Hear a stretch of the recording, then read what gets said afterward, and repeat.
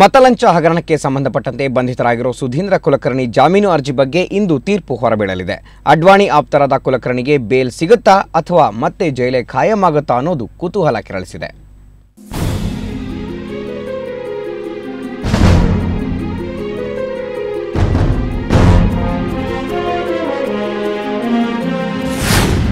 ಓಟಿಗಾಗಿ note ಹಗರಣದಲ್ಲಿ ಬಂಧಿತರಾಗಿರೋ ಅಡ್ವಾಣಿ ಆಪ್ತ ಕನ್ನಡಿಗ ಸುಧೀಂದ್ರ ಕುಲಕರ್ಣಿಗೆ ಜಾಮೀನು ಸಿಗುತ್ತಾ?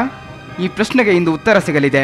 ಕುಟುಕು ಕಾರ್ಯಾಚರಣೆ ನಡೆಸಿ ಜೈಲು ಸೇರಿರುವ ಸುಧೀಂದ್ರ ಕುಲಕರ್ಣಿ ಜಾಮೀನು ಅರ್ಜಿ ಕುರಿತಂತೆ ಇಂದು ದೆಹಲಿಯ 30 ಹಜಾರಿ ಕೋರ್ಟ್ ತೀರ್ಪು ನೀಡಲಿದೆ. ಕುಲಕರ್ಣಿ ತಿಹಾರ್ ಜೈಲು ಸೇರಿ ಇಂದಿಗೆ 6ನೇ ದಿನ. ಅವರ ಬಂಧನದ ಅವಧಿಯನ್ನು ಕೋರ್ಟ್ ಇಂದಿನವರೆಗೆ ವಿಸ್ತರಿಸಿತ್ತು. ಕೋಟಿ ಕೋಟಿ ತಿಂದವರು ಆರಾಮಾಗಿ ಹೊರಗೆ ತಿರುಗಾಡ್ತಿರುವಾಗ ಹಗರಣ ಬಯಲಿಗೆಳೆದವರನ್ನೇ ಈ ರೀತಿ ಚಕ್ರವ್ಯೂಹಕ್ಕೆ ಸಿಲುಕಿಸಿರುವುದು ಎಷ್ಟು ಸರಿ ಎಂಬ ಚರ್ಚೆ ನಡೆಯುತ್ತಿದೆ. ಈ ಸಂಬಂಧ ದೆಹಲಿ ಪೊಲೀಸರ ಕ್ರಮಕ್ಕೆ ಆಕ್ಷೇಪವೂ ವ್ಯಕ್ತವಾಗಿದೆ. ಒಟ್ನಲ್ಲಿ ಪ್ರಕರಣದಲ್ಲಿ ಈಗಾಗಲೇ ಬಿಜೆಪಿಯ 2 ಮಾಜಿ ಎಂಪಿಗಳು, ಓರ್ವ ಹಾಲಿ ಸಂಸದ ಹಾಗೂ ಅಮರ್ ಸಿಂಗ್ ಕಂಬಿ ಎಣಿಸುತ್ತಿದ್ದಾರೆ. ಕುಲಕರ್ಣಿ ಅವರಿಗೂ ಜೈಲೇ ಗತಿಯಾ ಅಥವಾ ಬೇಲ್ ಸಿಗುತ್ತಾ ಅನ್ನೋದನ್ನ ಕಾದು ನೋಡಬೇಕಿದೆ. ಬ್ಯೂರೋ ರಿಪೋರ್ಟ್, ಸುವರ್ಣ ನ್ಯೂಸ್ 24/7.